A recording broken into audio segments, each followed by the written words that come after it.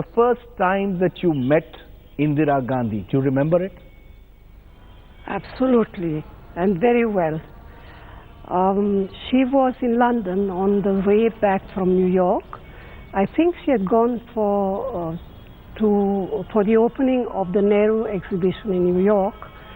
It was 1965, and Rajiv ji had already written to her that he had met this girl from Italy, whom he liked very much, and she asked him to bring me along to meet me. She wanted to meet me.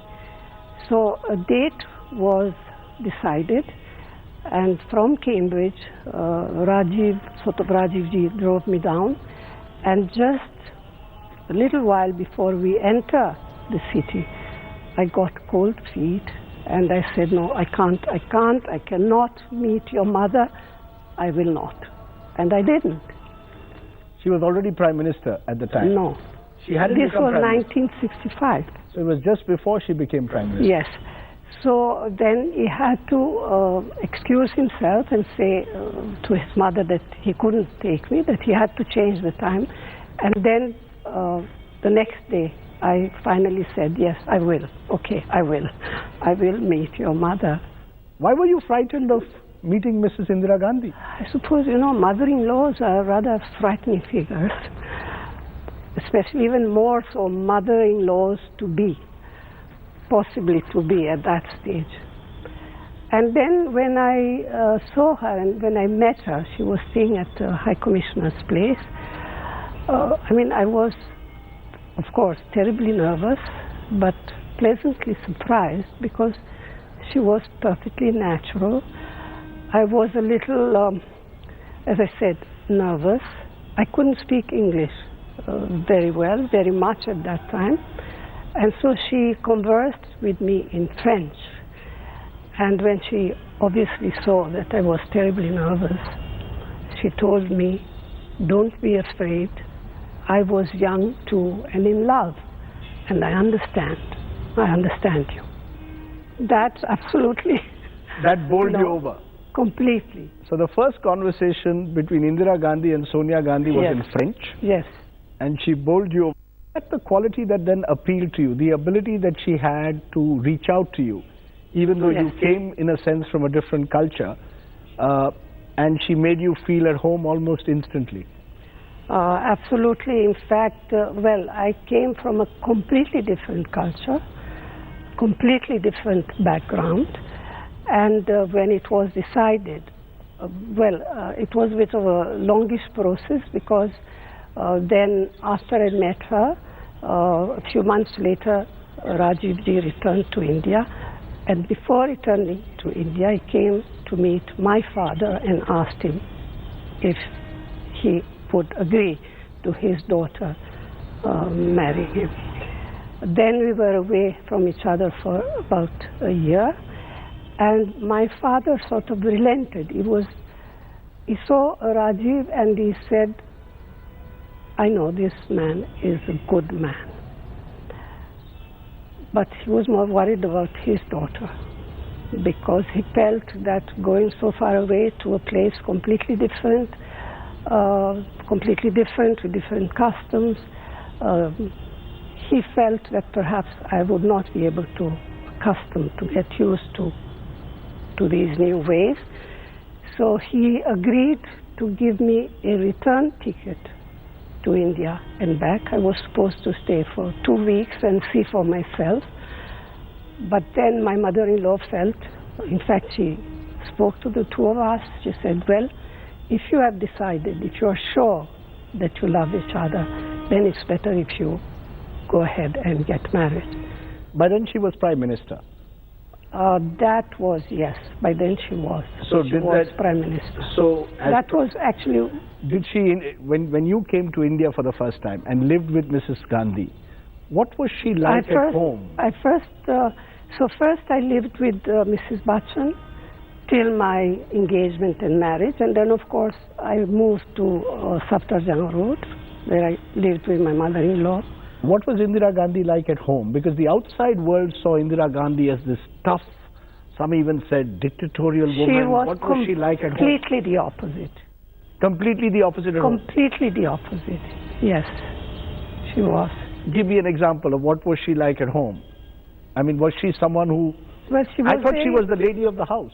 She was, but at the same time in a very gentle and sort of understanding way, at least with me. I suppose she understood my difficulties, you know, for coming into her home, not knowing the culture, the custom, the language, even English for that matter. Wasn't, I mean, I could speak and French? No, by that time I could make myself understood in English. But she was completely the opposite of what people sort of used to see her as. She was very warm, very kind. She would make sure that, you know, I would be given the kind of things that I liked to eat. She was, you know, she was well, very just like any other mother. So it was not a traditional Saas-Bahu relationship, because, you know, over the years, the stereotype, which perhaps influenced you to be frightened of Indira Gandhi, is that the mother-in-law, daughter-in-law relationship can be a tough one. Yes, well, it can be certainly so everywhere in the world, not only in India. And as a young girl then, I was frightened because that was the situation even in the country, my own country then. She never made you feel like an outsider? No. Or that, you know, that you are someone who needs to... Did she sort of insist that you adjust to Indian culture? Or? She was a very intelligent woman, as you would agree. And she allowed me space and time to get used to new ways, to what were for me completely new ways, new food, new way of dressing.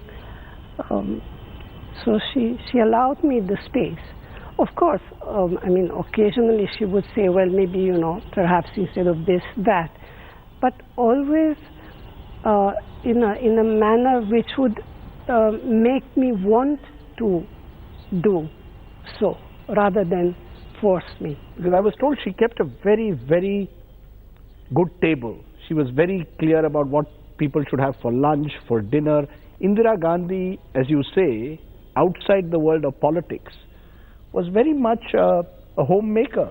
Yes, absolutely, she was. And she sort of taught you and took you through the whole process, is it? Yes, of course. And there were two, she had a personal secretary and a social secretary. I used to refer to the three of them as my three mother-in-laws, because they would also help me along in the ways of the home, Indian ways. What influence did she have over your politics and life? I mean, even now, 32 years after she's passed away, how much has she influenced your politics and your life, your entire transition to India and then taking that big step into politics? Was Indira Gandhi the person who's influenced you at all times in the moves that you've made in your life? Well, I wouldn't be in politics if I wasn't her daughter-in-law. Yes. But when you had to take tough decisions in life, have you thought of her? I mean, you've had to take a lot of tough decisions in life. Your decision not to become Prime Minister in 2004. The tough decision was, the first one was whether to join politics or not. I did not want to join politics. And as probably is known, I did not want my husband to join politics. He was not keen to join politics. He was very happy as a pilot. We had our own pace, our own life, and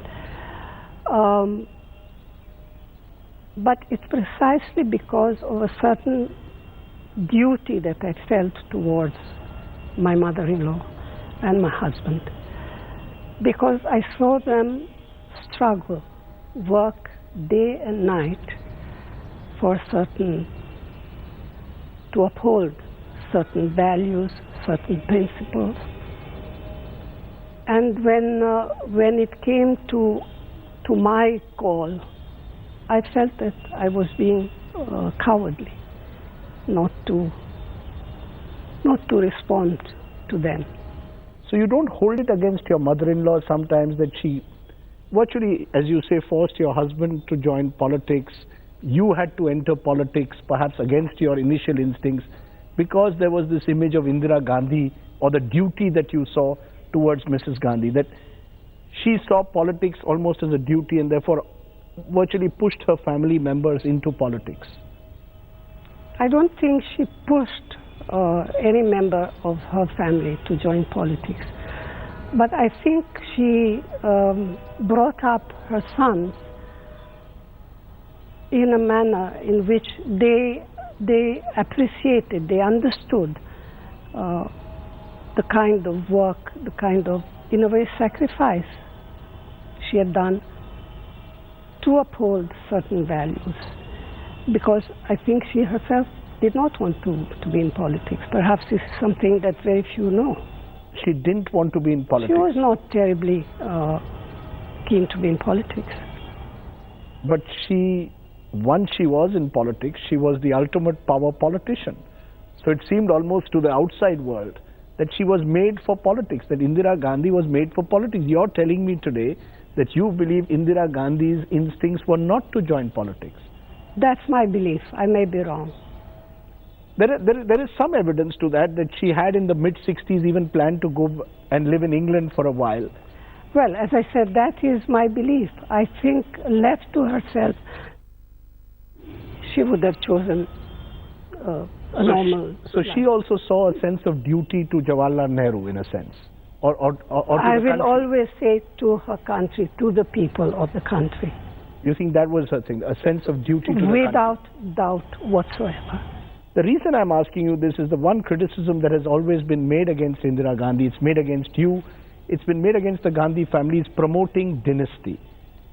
That it is almost as if you're saying that it wasn't as if the family members were forced into politics, but somehow they've all been in politics now for 4 generations. We are sitting in a house built by Motilal Nehru, Jawaharlal Nehru, Indira, Rajiv, Sanjay, now Rahul. So it's 5 generations. Yes, well, I see and understand. I mean, people do look at it that way. But I would say, just like in a family of doctors, in a family of professors, in a family of business people, one or the other within the family will choose the same path as the father, right? You don't think that's dynasty politics? No, I would say there is a difference, because in politics you are elected and you are defeated democratically. There is also that difference. There is, but you don't. You believe that Mrs. Gandhi, because her father Jawaharlal Nehru was the ultimate Democrat, that Mrs. Gandhi somewhere was the one who pushed the idea of the family before? No, I don't believe so. It was always country first? Absolutely. Country, the people, the country. Is that what also eventually led you to take that big decision in 19? Yes, because, by that time there was nothing else in my mind but to uphold my mother-in-law's ideals, values, not my mother-in-law's, by those of the Congress. When I ask you mother-in-law's values, ideals, what according to you are the central ideals or values that Indira Gandhi represented according to you? Secularism. And secularism in the sort of classical way you believe, not as it's described today as minority appeasement, because there's absolutely not. It was to treat all religions equally. Absolutely. And every citizen. All Indians. Right, because are the same. And you believe that was regardless of their background, of their religion. And she practiced her life like that, because yes, I've seen pictures of Indira Gandhi with the tribals of the Northeast, with celebrating Eid and celebrating Hindu festivals. Now, many have criticized that over the years, saying that, that this has led to appeasement. You believe there was a genuine sense of treating everyone equally? Completely, absolutely. The reason I also ask you that is because with Mrs. Gandhi, secularism has been questioned, whether Mrs. Gandhi was genuinely committed later on to secularism or what they call vote bank politics. Was Mrs. Gandhi playing vote bank politics? I would not like to discuss politics. Okay. We are discussing Mrs. Gandhi, the person. I'm discussing Mrs. Gandhi's person. Mrs. Gandhi's black mark, ma'am, was the emergency. Yes. And till today, people, in a sense, look at Mrs. Gandhi from two images. One is the 1971 war as her biggest moment, and her darkest moment as the emergency of 1975. What do you believe, how do you believe she would see the emergency today? Would she see it as something she deeply regretted as the daughter of Jawaharlal Nehru? I cannot say exactly how she would see the emergency today. But I can say that if she had not felt extremely uncomfortable with it at some stage, she would not have called for elections.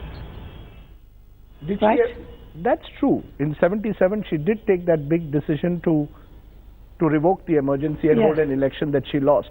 But did she ever personally, in conversation with you, tell you that she I remember instances where Rajiv ji was a pilot. He used to fly to various parts of the country. On a number of occasions, he would meet up with people or a passenger or a friend who would say, look here, I've heard that this is happening in whichever place.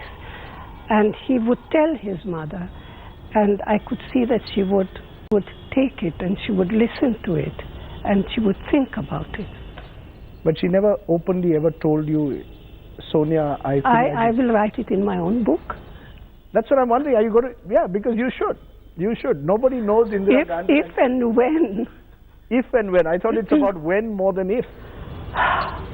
Well, let's see. Let me come to the question about, when Indira wanted Rajiv ji to be her political heir after Sanjay Gandhi's death. You have publicly said that you were against it. You're saying it even today. Yes, I was completely against it. It's said famously in the book, you fought like a tigress to stop your husband from doing it. Did that change your equation with your mother-in-law those last years? No, because again, she was a very intelligent woman, don't forget. She allowed the two of us to work it out amongst ourselves. She never said anything to me. Was there a lot of privacy that she gave you all as a couple over the years? Yes, we had. I mean, your public life, the daughter-in-law and the son of a prime minister, it's not an easy space to be in because your public and your private life often get completely blurred. Did she allow you to keep your private life completely separate? It was different in those days. There was less focus on us, the family. You didn't have 24/7 television channels? No, we didn't. So that nobody was speaking into your life? So we had, yes, quite a lot of space to ourselves. Your mother-in-law wouldn't ask you every evening, where are you going out? Never. Never asked you all? Never. Who are your friends who are coming over for dinner? Never. If we had friends, we would, she would know them. They were introduced. Some of them she knew from long before. They would come for meals to the house, at her table. So there are those, ma'am, who say the Congress party today needs a leader like Indira Gandhi to take on someone like Narendra Modi. The reason they say is Mr. Narendra Modi is this tough prime minister, much like Indira. And the Congress doesn't have that kind of tough, competitive leader to take on. I don't agree with that. Don't forget that when Mrs. Gandhi entered politics, she became president of the party or later prime minister, she was ridiculed. She was made fun of. She was insulted. There was nothing that she did that was right. She was called Gungi Guriya. From within her own party, I would say perhaps even more than outside. Right?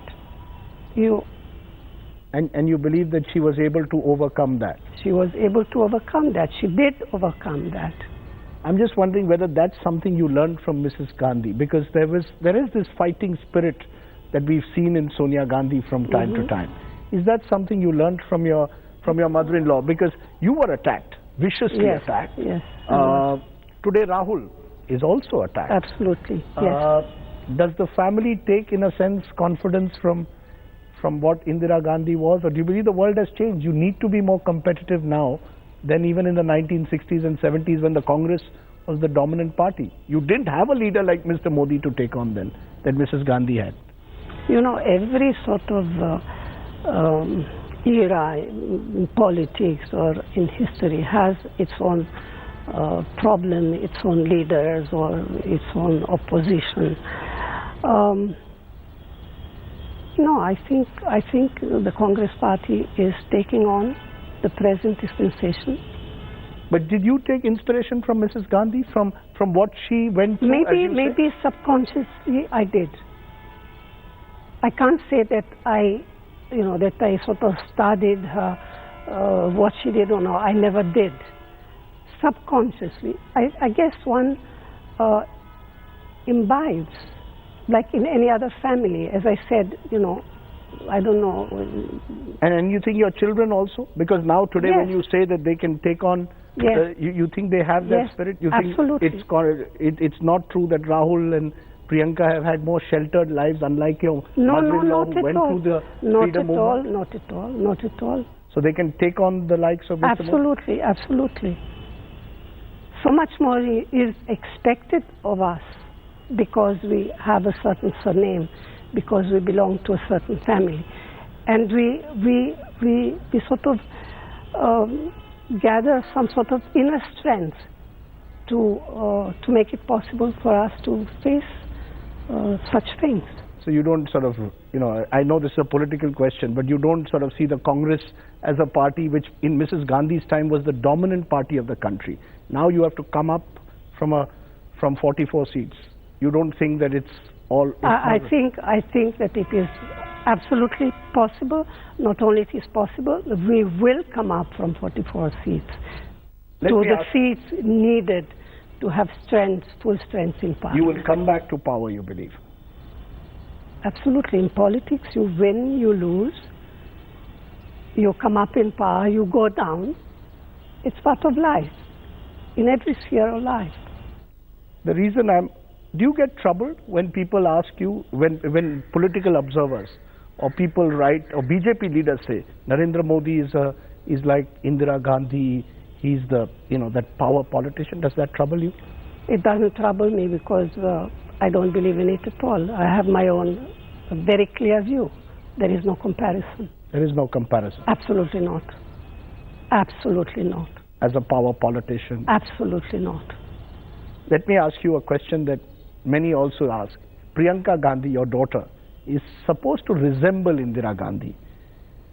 Who in the Nehru-Gandhi family today is more like your mother-in-law? Who's been the most in all the years that you've seen them? Every one of us has been influenced by Mrs. Gandhi, my mother-in-law, and in their case by their grandmother, in different ways, right? I've been influenced in my own way, in a particular way, Priyanka in another way, Rahul in another way. So it's not about... There is no model kind of thing, that, oh yes, I am, or she is, or he is. We all have been influenced in different ways. Because my trick question then would be, or what people would ask is that, will Rahul be the person who will take forward this legacy? Well, that you have to, I'm not the person to... You won't decide that? To decide or to reply, Because you've been, Mrs. Gandhi, ma'am, had one of her big strengths was her durability. She started in the early, people forget, in the late 50s, under Mr. Nehru. 66 becomes Prime Minister, 84, 18 years. You've been also Congress President for almost that long. And people ask, will Mrs. Gandhi give way to the new order? Will Rahul take over? Are you ready to retire? Do you think about these things? No politics. No politics. Mrs. Gandhi only today. Fair enough. Mrs. Gandhi only today. I take your point. Ma'am, since we are talking about Mrs. Gandhi, you saw her the first time, you said, in London, in happy circumstances. You saw her the last time in not so happy circumstances. 31st October 1984. She literally died in your arms in Safdarjung Road. Your recollections, ma'am? Yes, that was a terrible day. It was, I was in my room, and which was right next to hers.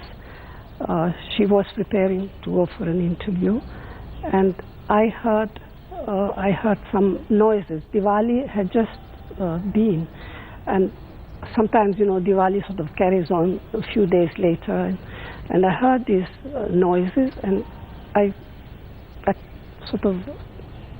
thought maybe they are Diwali's patakas, but there's something was different, and I sent one lady who worked for me out to see what is it. She came back howling, crying, and of course I knew that something, because we were expecting it. My mother-in-law knew. She had spoken to us about it.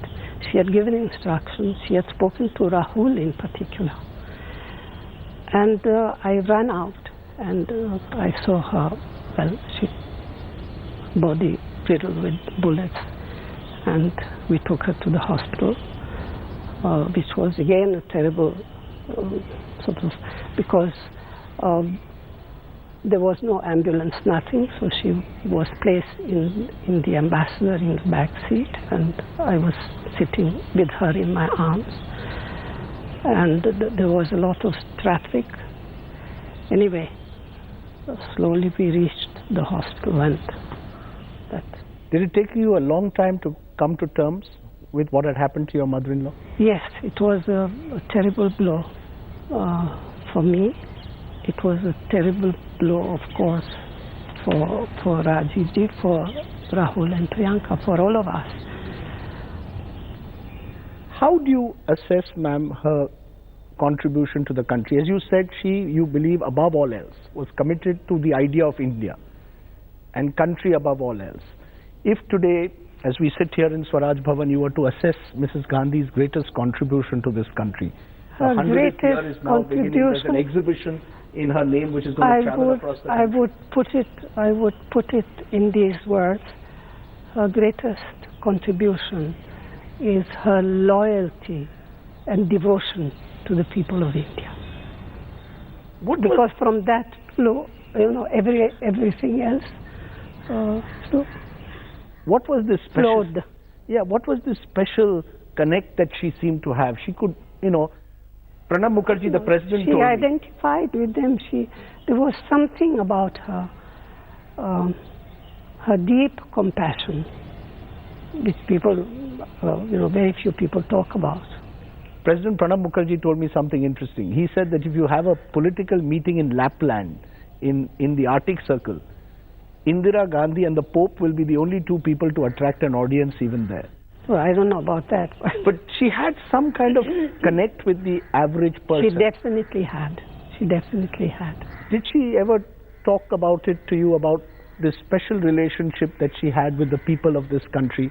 What is it that drove her to work every day? She was she had in her deep compassion and empathy for the underdog, for people who were in need of help and support. Something that maybe is missing in today's politics. Very much so, yes.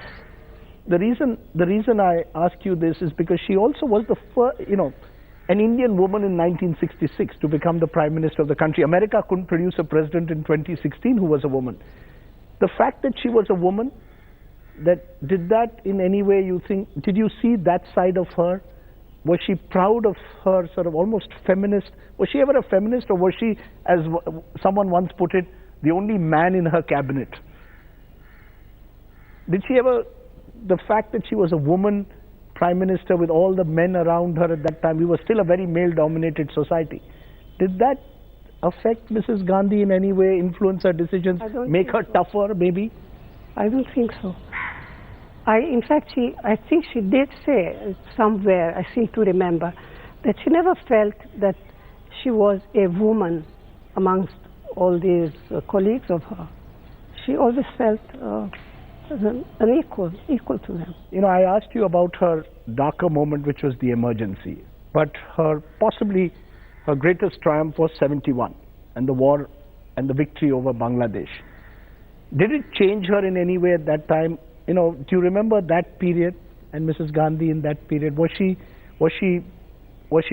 very different at home, outside? Because it must have been a difficult period. No, she wasn't different. Of course, she felt strongly for the people of East Bengal, because if you remember, there were terrible atrocities committed on the people of East Bengal. I remember as a young, of course, yes, I was young then, we used to hear horrific stories, and she felt sort of genuinely pained about it. She would take those troubles. She suffered with those people. She would take the troubles home. She would, when she came home. No, she would. Of course, she would come. She would tell us about what was happening there. The reason I'm asking you is because after 71, she was made Ma Durga in the eyes of people. Is that how she saw herself, as Ma Durga? No, absolutely not. How would she have seen herself? Absolutely not. She saw herself purely as someone who had this special relationship with the Indian people. Yes, absolutely, absolutely. Which is why, in conclusion, as this exhibition now comes, a traveling exhibition on her 100th birth anniversary goes across the country, a young generation has grown up, which hasn't even seen Mrs. Gandhi, all born after 1984. What would you like that young generation to see in Mrs. Gandhi through this exhibition? What is it that you... To try and understand and see a woman who was completely and totally devoted to her people, who was willing to give up everything, including her own life, for the people of her country. So it's the sense of sacrifice that she gave. And do you think that came from her father and the fact that she herself had been through that freedom struggle, that she grew up in this place? She grew up during that period. In fact, she herself was jailed for not for long, but in fact she was during the freedom movement. She herself had organized a Banar Sena of young kids who used to go around quietly, pass on information to leaders or seniors because they were watched by the police, and to distribute quietly leaflets against the British government. So her sense of patriotism is what drove her. So it was very, very strong in her. It was, I would say, it was everything. The reason I'm asking you this is because we are sitting here actually in the very space where she was born, where in a sense the influence of Motilal, Jawaharlal, should be still felt in a way. Of them, of course, and all the other stalwarts of the freedom movement, because this was the center where, all of them used to meet and strategize. So, and she knew them all. She met them all. Of course, she was very young, and then later on, but she knew they were like a family. They were like family for her. You have a favorite Indira Gandhi moment? She had a very good sense of humor, I'm told. She could be very cutting. She had a very cute sense of humor. She was a wonderful letter writer. She was a wonderful... She'd write you a lot of letters? Yes, not only to me, but to her friends, to relatives, to colleagues. Little notes that she would leave for you? Little notes that she would leave for me, for other members of the family. Yes, yes. And I think another aspect of Mrs. Gandhi that perhaps is not so well known is that she was interested in everything and everybody. She had great interest in music, classical music, Indian and Western, heritage, environment. Classical she was art, the original environmentalist. Classical art, folk folk music, environment, of course, you know, flowers, trees, mountains. She had this great interest, I would say, in everything and everybody. As you look today into the camera, sense of nostalgia when you think of her?